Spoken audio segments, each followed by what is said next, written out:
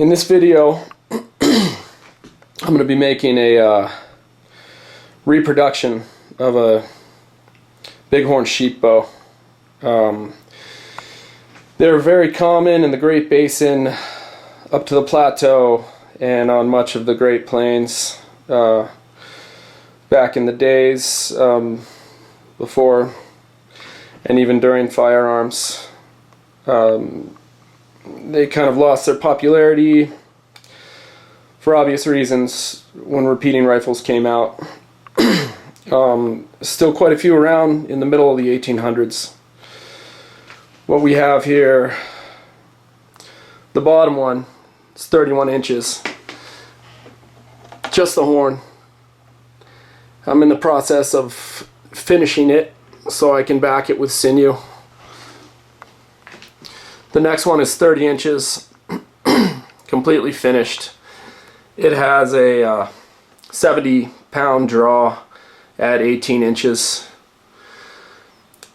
The third one up, I'm in the process of tillering it. It's a long, slow process, takes months. Next one up, it's got, I believe, 2 3/4 ounces of sinew backing. The last layer was put on only about a week ago, and it's already got this much reflex.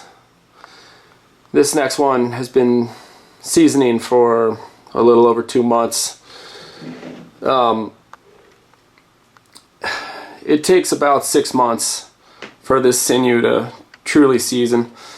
You can bend it before that, but if you're trying to tiller the bow with heat and scraping, the tiller is going to continue to change until the sinew is completely dry.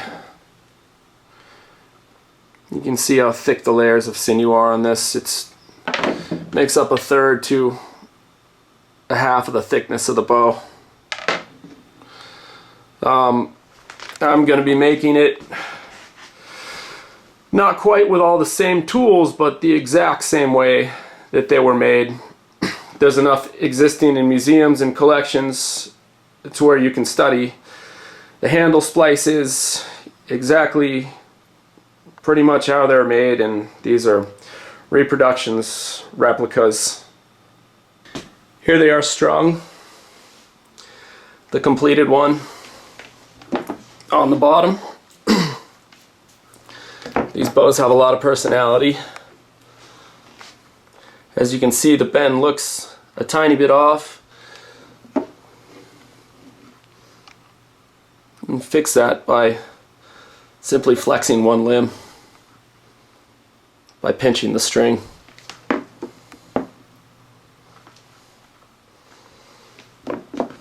It will eventually settle out to a fairly even bend. This one, in the process of being tillered, I've got a couple months to go here of keeping an eye on it and shooting it before it's ready to leave my shop. Right now, this one's 40 inches and it's drawing about 50 pounds at 23-inch draw. Here's the horns we're going to use for this project. Either Desert Bighorn or Rocky Mountain Bighorn.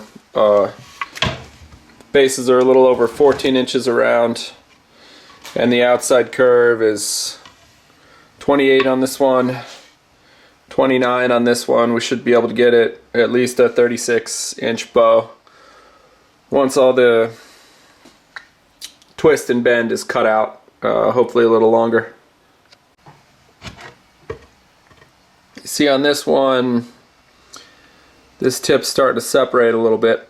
Hopefully I can get underneath that and still get some decent horn. I guess we'll see when we get there. Inside, it's a little dry, but there's no bug damage. If you see carrot and beetle holes going through there, I wouldn't bother with it. These look good. Took a black magic marker and drew a line as a guide to cutting.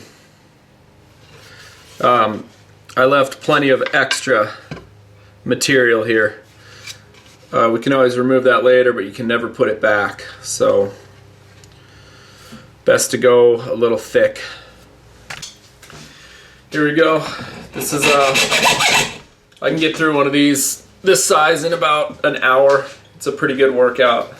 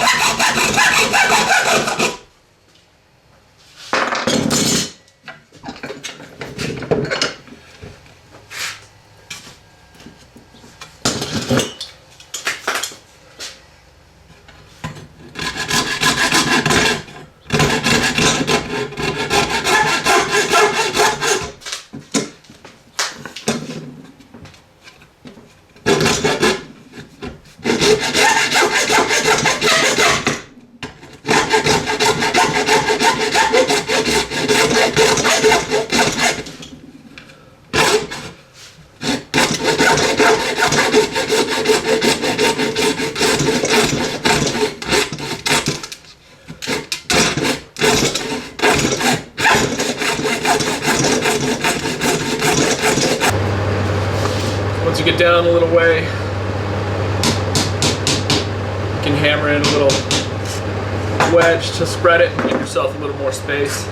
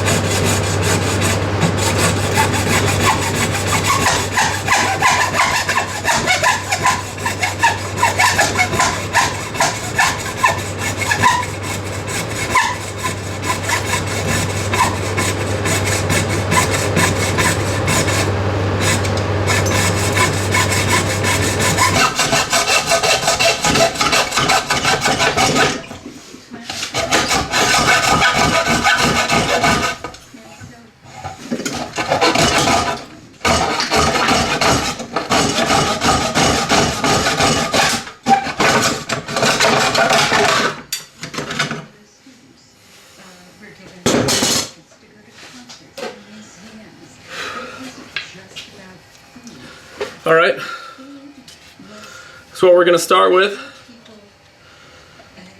here's one limb, going to be spliced with this when we cut it, and in about 7 or so months and 50-60 hours of work, it'll look more like this.